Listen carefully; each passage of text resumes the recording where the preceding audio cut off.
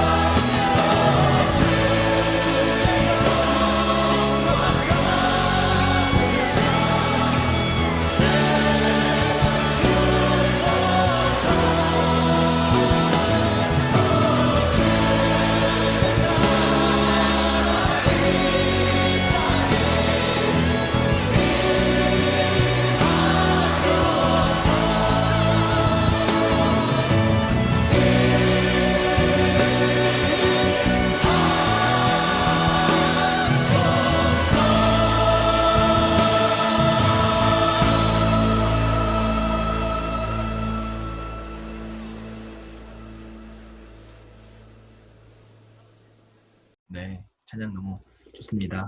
진노 중이라도 긍휼을 잊지 마시기를 다시 한번 기도하는 마음으로 묵상 시작하도록 하겠습니다. 오늘은 이사야 8장 9절에서 22절 말씀, 우리 먼저 말씀 읽고 가도록 하겠습니다. 9절입니다. 너희 민족들아 어디 전쟁의 함성을 질러보아라. 패망하고 말 것이다. 먼 나라에서 온 민족들아 귀를 기울여라. 싸울 준비를 하여라. 그러나 마침내 패망하고 말 것이다. 싸울 준비를 하여라. 그러나 마침내 패망하고 말 것이다. 전략을 세워라. 그러나 마침내 실패하고 말 것이다. 계획을 말해보아라. 마침내 이루지 못할 것이다.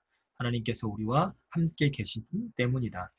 주님께서 그 힘센 손으로 나를 붙잡고 이 백성의 길을 따라가지 말라고 나에게 이렇게 경고의 말씀을 하셨다. 너희는 이 백성이 모의하는 음모에 가담하지 말아라. 그들이 두려워하는 것을 두려워하지 말며 무서워하지도 말아라. 너희는 만군의 주 그분만을 거룩하다고 하여라. 그분만이 너희가 두려워할 분이고 그분만이 너희가 무서워할 분이시다. 그는 성소도 되시지만 이스라엘 두 집안에게는 거치는 돌도 되시고 걸리는 바위도 되시며 예루살렘 주민에게는 함정과 올가미도 되신다. 많은 사람이 거기에 걸려서 넘어지고 다치며 덫에 걸리듯이 걸리고 사로잡힐 것이다. 나는 이 증언 문서를 밀봉하고 이 가르침을 봉인해서 나의 제자들이 잃지 못하게 하겠다. 주님께서 비록 야곱의 집에서 얼굴을 돌리셔도 나는 주님을 기다리겠다. 나는 주님을 의지하겠다. 내가 여기에 있고 주님께서 나에게 주신 이 아이들이 여기에 있다. 나와 아이들은 시온산에 계시는 만군의 주님께서 이스라엘에게 보여주시는 살아있는 징조와 예표다. 그런데도 사람들은 너에게 말할 것이다. 속살거리며 중얼거리는 신접한 자와 무당에게 물어보아라. 어느 백성이든지 자기들의 신들에게 묻는 것은 당연하다. 산자의 문제의 교훈과 지시를 받으려면 죽은 자에게 물어보아야 한다. 이렇게 말하는 자들은 결코 동트는 것을 못 볼 것이다. 은괴로움과 굶주림으로 이 땅을 헤맬 것이다. 굶주리고 분노한 나머지 위를 쳐다보며 왕과 신들을 저주할 것이다. 그런 다음에 땅을 내려다보겠지만 보이는 것은 다만 고통과 흑암, 무서운 절망뿐일 것이니 마침내 그들은 짙은 흑암 속에 떨어져서 빠져나오지 못할 것이다. 아멘. 네, 오늘 제가 이사야 8장 9절에서 22절을 한번 이렇게 정리해 봤습니다. 이사야 8장 9절에서 22절 제목은 하나님을 두려워할 줄 아는 삶. 그 안의 주제는 하나님만을 두려워할 때 진노 중에라도 피난처가 되어 주신다. 그래서 질문은 하나님을 두려워해야 할 이유가 있습니다. 첫 번째는 패망하게 될 것이고요. 두 번째는 걸림돌이 될 수도 있고 세 번째는 버림바가 될 수도 있다. 라고 하는 이야기. 그래서 우리는 양갈래의 선택의 길에서 주저하지 말고 하나님을 선택하는 삶이 되기를 바란다. 라고 하는 큰 틀을 가지고 우리 첫 번째, 두 번째, 세 번째 말씀을 묵상하도록 하겠습니다. 첫 번째는 9절에서부터 10절까지 나오는 이야기인데요. 첫 번째, 하나님을 두려워해야 하는 이유는 패망하게 될 수도 있다는 거죠. 아무리 아람과 북이스라엘이 연합을 해서 음모를 꾸민다 할지라도 그들의 전략은 실패할 수밖에 없다는 겁니다. 보세요. 함성을 질러보아라. 허리를 동이라. 허리에 띠를 띄우라. 함께 계획하고 함께 말해보아라.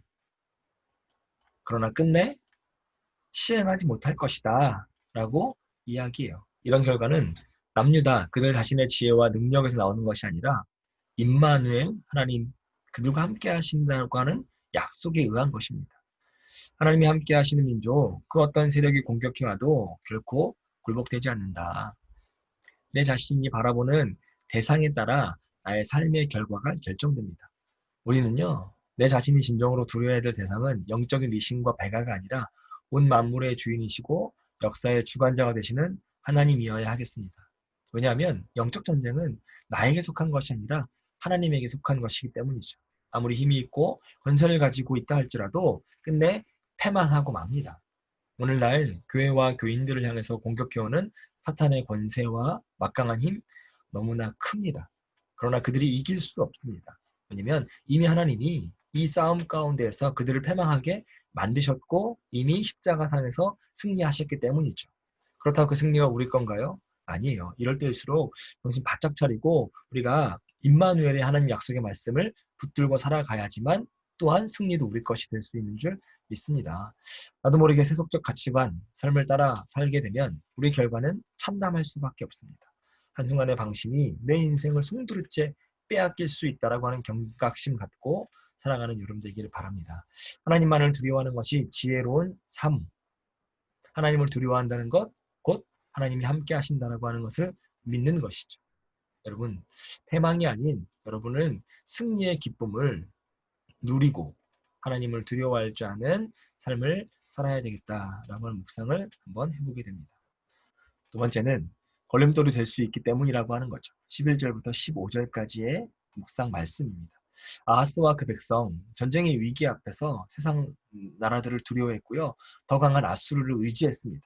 그래서 하나님께서는 강한 손으로 굳게 붙드시고 강력한 어조로 이사야에게 명령하시죠. 11절과 12절. 유다 백성 길을 따라가지 말라는 거예요. 어떤 음모에도 가담하지 말라는 거죠. 백성이 두려워하는 것을 두려워하지 말아라. 무서워하지 말라라고 하는 겁니다. 지금 무슨 이야기예요? 인간을 두려워하지 말고 오직 하나님을 두려워하며 무서워할 자로 삼아야 한다라고 하는 말씀. 그게 13절에 나오는 이야기입니다. 이처럼 하나님을 두려워하는 자들에게 하나님은 성소가 되어주세요. 다시 말한다면 하나님이 직접 백성들을 보호하시고 함께 하신다라고 하는 거죠. 이사야에서 나오는 지난 주일에게서 설교했던 것처럼 하나님이 우리의 울타리가 되어주시고 하나님이 우리의 담장이 되어주신다라고 한 이야기는 오늘 8장에서는 성소의 이야기로 바꾸셨어요. 그러나 반대가 되어질 수도 있습니다. 14절인데 이스라엘의 두 집에는 걸림돌과 걸려 넘어지는 반석, 그리고 예루살렘 주민에게는 함정과 올무가 될 수 있다라고 하는 거죠. 즉 하나님이 택한 백성이라 할지라도 하나님을 온전히 신뢰하지 않고 말씀에 순종하지 않으면 하나님 무서운 심판자, 심판주가 되실 수 있고 그래서 우리의 삶에 걸림돌이 되실 수 있다라고 한 이야기를 지금 13절, 14절에서 하는 거죠. 하나님은 내 삶에 진정한 성소와 피난처가 되어 주시고 계신가? 아니면 걸림돌과 함정과 올무가 되는가를 한번 점검해 보시기 바랍니다. 고린도전서 1장 18절에 십자가의 도가 멸망하는 자들에게는 일어난 것이요 구원받는 우리에게는 하나님의 능력이라 라고 말씀하고 있는 것처럼 여러분에게는 십자가가 멸망의 길입니까? 아니면 구원받는 하나님의 능력입니까? 여러분에게는 십자가가 나의 삶의 걸림돌이 되고 있습니까? 십자가가 나의 보호와 울타리가 되고 있습니까? 세상 사람들이 걷는 그러한 길을 거절하고 하나님의 길을 걸어가기를 소망합니다. 그래서 피난처가 되어주시는 평안의 그늘 아래서 참된 안식을 누리는 삶을 살 수 있기를 바랍니다. 걸림돌이 아니고요. 성소, 그리고 담, 또 보호자 되시는 하나님을 또한 두려워할 줄 아는 삶도 우리 삶에 있어야 된다라고 하는 거죠. 마지막 세 번째 16절부터 22절인데 버림바가 될 수도 있기 때문이라고 하는 겁니다. 하나님은 이사야에게 말씀을 싸매고 율법을 봉함하라고 16절에 이야기하시고 17절에 뭐라고 말씀하시냐면 그런 후에 비록 지금은 주께서 야곱의 집에서 얼굴을 숨기고 계시지만 자신은 오직 그분만을 믿고 조용히 기다리겠다라고 고백해요. 이사야는 자신과 자신에게 주신 자녀들이 이스라엘 중에 징표와 예표가 되었기 때문에 소망이 있다라고 이야기합니다. 하지만 당시 대부분의 사람들이 신접한 자와 마술사들을 찾았어요. 마치 사울이 신접한 여인을 찾아가서 죽은 사무엘을 불러 올리려 했던 것처럼 그들 역시 자신의 문제를 가지고 죽은 사람을 불러내어서 해결하려고 했던 거죠. 끝까지 하나님 말씀을 따르지 않고 거절하면서 말씀을 불순종하는 삶을 삽니다. 결국 그들의 결과는 어때요? 곤고와 굶주림과 환난과 흑암과 고통의 흑암 가운데서 쫓겨가게 된다라고 하는 겁니다. 우리의 자신의 참된 소망은 하나님을 기다림에 있는 줄 믿습니다. 인생에 닥치는 위기 앞에서 하나님을 불신하고 헛된 징조를 구하게 될 때 하나님은 당신의 얼굴을 우리에게 감추세요. 얼굴을 가르신다라고 하는 건 은혜를 거두신다, 보호하지 않으신다라고 하는 거죠. 그러니까 진짜 믿음, 하나님의 말씀을 신뢰하며 기다리는 것이 진짜 믿음입니다. 아무리 힘들고 어려워도 하나님의 말씀이 내 자신의 삶 가운데 구체적으로 이루어지기를 기대하며 기다릴 수 있어야 된다라고 하는 거죠. 성급한 판단과 결정이 모든 일들을 그르치게 할 수 있습니다. 더 나아가 하나님께로부터 버림받을 수 있어요. 이미 우리는 이사야서를 통해서 버림받아가고 있는 남유다의 시기와 질투와 탐욕에 휩싸인 백성들을 만나고 있잖아요. 오직 한 길만 걷는, 그리고 나는 하나님만 기다리며 바라보겠습니다 라고 고백했으면 좋겠습니다. 하나님의 얼굴을 가리시지 않도록 하나님을 두려워할 줄 아는 삶을 오늘 살아가기를 주님의 이름으로 축복합니다. 오늘도 그래서 적용은 이렇게 이야기할 수 있을 것 같아요. 오늘도 양갈래 선택의 길에서 주저하지 말고 당당하게 하나님을 향한 길을 선택하세요. 그리고 더디더라도 하나님만을 기다리고 하나님만 바라봄으로써 내 안에 있는 은혜의 기쁨, 믿음의 기쁨을 세상으로부터 빼앗기지 않는 삶을 살기를 주님의 이름으로 간절히 축복합니다. 행복의 시작 예수 그리스도 안에 있습니다. 여러분 안에 그 예수 그리스도의 빛의 능력에 함께하기를 주님의 이름으로 축원합니다. 다시 한번 묵상 열심히 하시고요.